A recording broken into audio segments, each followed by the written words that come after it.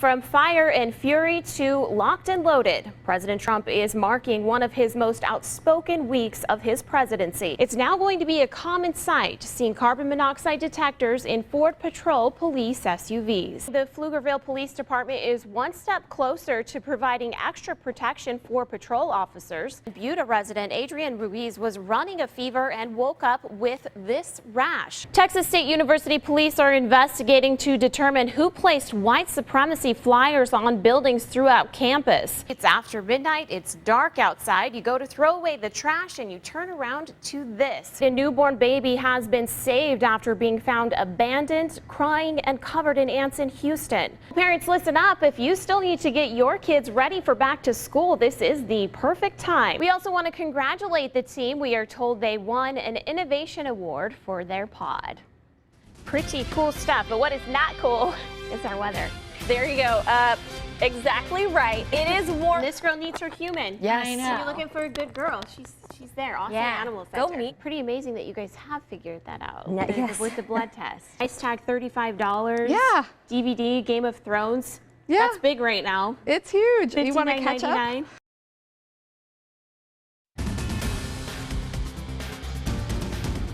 Tonight on Fox 7 News, a substitute teacher in Killeen is in trouble after duct taping the mouths of her students. Plus, we speak with a former UT football player and Green Beret, Nate Boyer, who asked NFL anthem protesters to take a knee instead of sit. Why he feels it is a more respectful way of getting the point across. And U.S. Marshals prepare to auction off a fleet of luxury cars once owned by doctors operating a pill mill. Among the lineup, Bentleys, Lamborghinis, and Ferraris. Fox 7 News starts right now. Live and local. This is Fox 7 Austin News at 9. Good evening and thank you for joining us. I'm RaeAnn Christensen. A substitute teacher in Killeen has been banned from the elementary school where she was working. School officials say she duct taped the mouths of 13 fifth graders yesterday. Fox 7's Esme Carriega reports from Maxdell Elementary School. Police are investigating the suspicious death of a 25-year-old man in East Austin. Yesterday morning, some utility workers found the body of Magdaleno Flores near the Kingsbury Solar Station of Alpha Avenue. That's off Springdale Road, and police say they found trauma to the body and believe Flores had been there for several days. If you have any information on this case, you are asked to call police. The family of an Army veteran killed in a wrong-way drunk driving crash is now going after the bar that served the driver who caused the crash. Dell and Sharon Turner, the parents of Dominic Turner, have filed a wrongful death lawsuit against Homer's Bar, its owner, and a bartender that served John McClintock. They're seeking over $1 million. In November 2015, McClintock drove drunk on I-35 northbound in the southbound lanes and crashed into a motorcycle driven by Dominic Turner. Turner was killed. Earlier in the evening, McClintock was drinking at Homer's Bar on Wells Branch. Investigators say his blood alcohol content was 3 times the legal limit. Last month, McClintock was sentenced for 12 years for that deadly crash. FEMA's Disaster Recovery Center in Bastrop County closed its doors for good today, but that doesn't mean people there who have been impacted by Hurricane Harvey will be left without help. Fox 7's Jennifer Kendall explains. People who want to register can also do so online at disasterassistance.gov.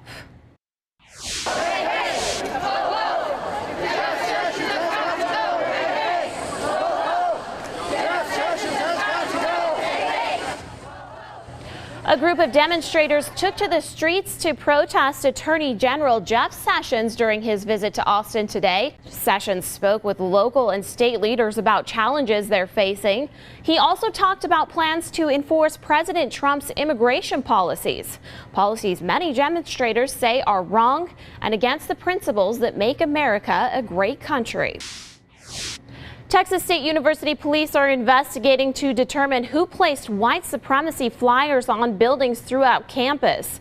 According to a statement from University President Denise Trouth, the flyers were removed immediately. And this is not the first time they have been found on campus buildings. Trouth said in a statement, these are despicable acts, and went on to say, quote, "We are a diverse and inclusive university community, and we reject those who seek to divide us and the messages that they promote."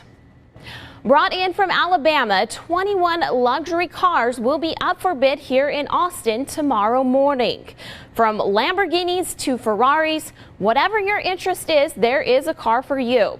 The U.S. Marshals Asset Forfeiture Division brought them here to appeal to the Formula One crowd. They belong to two doctors who are in prison for a massive pill mill operation, and U.S. Marshals say they bought those cars with illegal profits. Pre-bidding is currently underway online, and the live auction will be at 10 tomorrow morning. For more information, you can go to txauction.com. Well, coming up, a former UT football player says, "Don't sit, kneel." More on why Nate Boyer, who's also a Green Beret, says it's a more respectful way of getting the point across. You're watching Fox 7 Austin News at 9. Welcome back. An appeals court has blocked an undocumented immigrant teenager from getting an abortion for now. The young woman is currently being held in a Texas facility. The pregnant 17-year-old, whose name has been withheld because she's a minor, has already received a state court order permitting her to have the abortion, but federal officials have refused to transport her or temporarily release her. UT Longhorn and former Seattle Seahawk Nate Boyer is urging former NFL player. Sorry, let me do it again. I know, Joe got me nervous. 3, 2, 1. UT Longhorn and former Seattle Seahawk Nate Boyer is urging former NFL player Colin Kaepernick and President Trump to have a conversation. Boyer wrote an open letter to Kaepernick last year, inspiring the player to kneel instead of sit during the national anthem. Fox 7's Bridget Spencer has more. A letter aboard the Titanic will be auctioned off this weekend, and it's expected to get tens of thousands of dollars. The eerie message that's penned in this sunken treasure coming up after the break. You're watching Fox 7 Austin News at 9. An eerie letter from a passenger aboard the doomed Titanic is being auctioned like it's sunken treasure. The handwritten letter will be put up for auction Saturday. British auction house Henry Aldridge and Son expect to get anywhere between $80,000 and $100,000 for the item. It was written by first-class passenger Alexander Oscar Halverson. The letter was composed on Titanic's onboard stationery. It was addressed to his mother. In it, Halverson describes his initial impression on the ship, praising the food and music. But in an eerie twist, Halverson writes, "If all goes well, we will arrive in New York Wednesday, the day before the ship's fateful encounter with an iceberg." That's Fox 7 News at 9. Thank you for joining us. Don't go anywhere. Fox 7 News at 10 is coming up in about 3 minutes.